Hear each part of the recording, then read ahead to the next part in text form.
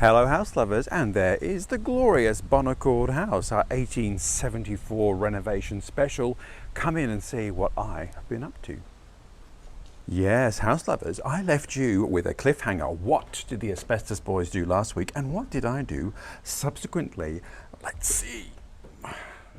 House lovers, in fact what I did was remove the last partition wall that is separating us from our true destiny.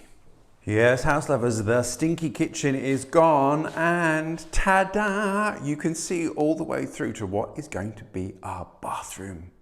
Yes, it is removing partition walls 101 with yours truly. Forgive the yapping dog. As you can see, this is what the wall looked like. This is one of the last remaining kitchen annexes. As you can see, it Now, house lovers, how do you go about taking out a partition wall? I've taken out many. I'm here to share the tricks. First things first, you've got to make sure that your services are disconnected because no one wants to be electrocuted, gassed, or drowned. Might seem obvious, I know, but perhaps if your house isn't a building site like ours where all the services have been disconnected, you might want to get a plumber or an electrician to come through and isolate the area that you are going to be working on. And of course, what I also did was got the asbestos boys to come through first because so much of the paneling and the tiling in kitchens and extensions of this period is asbestos and you do not want to be going inhaling or breaking that. Next thing, is your partition structural? Good rule of thumb, if you're unsure, get an engineer to come through and have a look. But with this particular partition, I could see that the uprights didn't actually go through to the ceiling and that they just rested underneath the beam, which was actually carrying the weight of the roof across. So in this case, it was kind of self-explanatory. However, always good not just to assume. So if you are unsure, get an engineer to come through and have a look. So you've turned off all your services. The next thing obviously is to remove anything that's sticking to the wall. So cabinetry, sinks, whatever. And you know that I have a passion for recycling sinks. And this one is going to add to my collection of given away sinks. And to do all of that, you are going to need hand drill, metal clips, mallet, hacksaw, crowbar.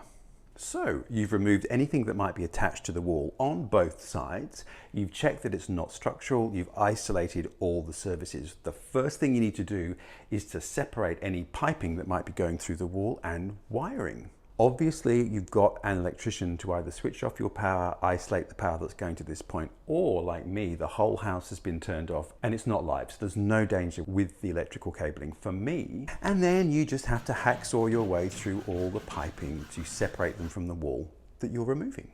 Remembering that plastic piping and copper piping can all be recycled, which is what I have been doing. Okay, you have separated all your piping so that the whole thing is going to come off easily. Next is to remove the paneling itself, and in this case it was all just masonite, so very easy to pull off. And as it was quite old, a lot of it literally just pulled off in my bare hands.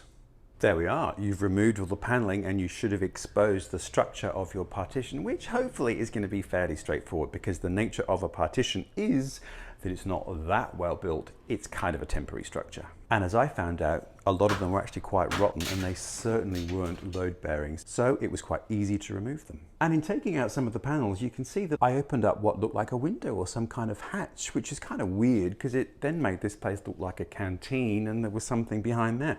Who knows what may have been going on in this kitchen. There we go, partitioned wall gone, the whole vista is opened up, and now we get a real sense of what the flow of these rooms is going to look like. The last thing I did was just take up all the masonite that was covering the floorboards. And this where I'm standing is going to be our bathroom. Oh, the glamour. There we are, house lovers, basic building 101 with yours truly, and now you can go and demolish any partition that stands in your way.